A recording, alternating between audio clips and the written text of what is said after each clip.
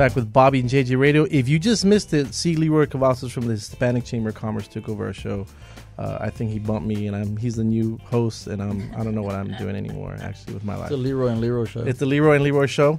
But if you missed any of that interview, it was great. There's a lot of education, what's happening in San Antonio. Go to bobbyandjjradio.com. Like us on Facebook. We'll get you all this information if you missed any of it. But we have now the great Marina Gavito. She's back here with Bobby and JJ Radio. She's going to talk to us about Google Fiber and Lyft. She's a San Antonio native, a St. Mary's graduate, worked at Rackspace as the technical program manager, is an executive director now of TechBloc. I wish I knew that because I wasn't able to attend last time because I got my RSVP didn't go through, but we'll talk about that later.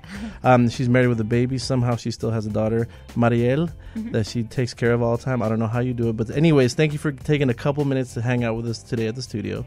And how are you, Maria? I'm doing good. So let's start with Lyft. What is Lyft? Everyone's kind of confused about what this Lyft is. I just see pink mustaches, but what is Lyft? Yeah, Lyft is a rideshare company just like Uber.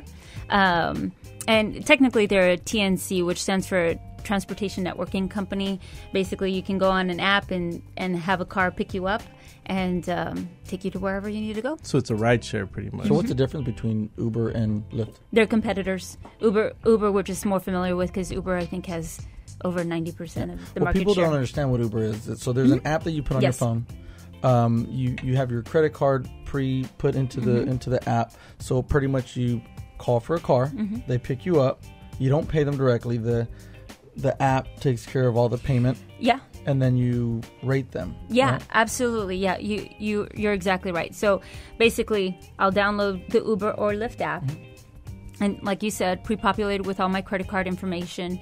Then when I'm, at a happy hour somewhere downtown, I can go on the app and I'll say, hey, I need somebody to pick me up. Sure. And what it does is it shows a map of all the Lyft drivers in the area. Right. And then it'll say, hey, there's a driver maybe 5 minutes away. And so-and-so is going to pick you up. Mike from Lyft is going to pick you up. But you see Mike, what he looks like, what car he drives. You can kind of see him in the map coming towards you, right? So absolutely, yeah. It's very interactive and it's very, he's rated, you're rated as a passenger, he's rated as a driver, so it's very open. I actually just read an article that they're really showing that rideshare programs are lowering the UIs that are happening all over where the areas that they're allowed. Yeah, and San Antonio is a huge party city. I mean, we have Fiesta, we have Spurs games. I mean, so this is a really good thing for San Antonio.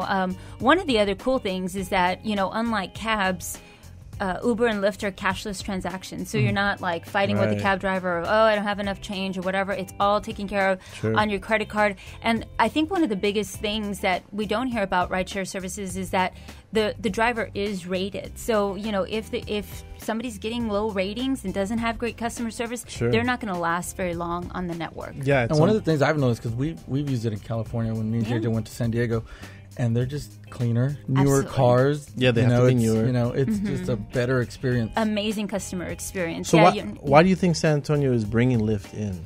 Yeah, well, we want to bring in Uber as well. Lyft, we were able to strike a deal. So you may remember a couple months back, Uber and Lyft were both operating in San Antonio, and during that time, we saw over 13,000 rides taken with Uber and Lyft, and not one police call. So I mean, this is a safe transportation. Yeah. And also, too, it's a customer choice. If you don't want to take Uber and Lyft, you don't have to. Exactly. You can still take cabs. You can still take whatever else you want. And so then stuff happened and they went away, and what we saw was that there was just this real big rift between rideshare companies, Uber and Lyft, and our city council. So TechBloc formed, and what we did was bring everybody back to the table, and we held both sides accountable. Hey, city, Uber and Lyft needs this, and hey, Uber and Lyft, the city is demanding this data, and we just held both parties accountable and got negotiations back up and running, and now we have Lyft, and we're working on Uber. I'm so sorry. So you guys worked as like a liaison between these rideshare companies and our city leaders to make sure that they can come back.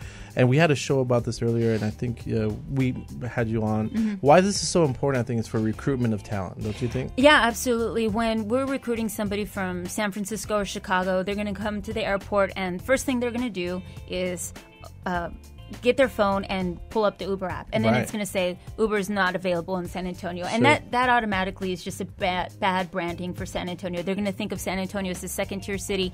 I mean, Uber and Lyft are basic services in over 250 cities. Yeah, so El Paso has it. El Paso has it. Cedar Rapids, Iowa has it. Why San Antonio has taken so long to get on board is frustrating, but you're right in that it's a bigger issue right now. I think it's almost turned into a symbolic issue. Is if our city leaders are going to be open to innovative companies coming in or not, and so far we're seeing progress. We want that progress to be a little bit faster. So what was it that changed the city's mind? That's a good question. So basically, in the negotiations, we worked with Lyft to you may have heard about the 10 print check, and basically going and get all 10 fingers checked, and then they check it with an FBI data security source or whatever. So, Bobby, you can't work for them. And so, previously San Antonio was demanding that all the drivers go through that check. Now, what we have seen with Lyft is that in the driver profile, like how we were talking about in the app earlier, in the driver profile, a driver can notate if they've gone through the 10 print finger or not. 10 print or not. And then you as a consumer can pick. Can choose, yeah. So I'm only going to use the guy that's been checked, or, I'm going to take my chances and get in with the other one. Absolutely. But us as a consumer, we have the choice. Okay. And honestly, though, just to throw it out there, a lot of other cities don't demand the 10 print. I think only Houston is. And Uber and Lyft is still seen as an extremely safe mode of transportation in all other 200-plus cities. Right. And so we're going to take a quick break. We're going to come back with Marina, and we're going to talk about Google Fiber because she's part of TechBloc. She has her pulse on everything technology here in the San Antonio metro area. Do not move an inch. We'll be right back.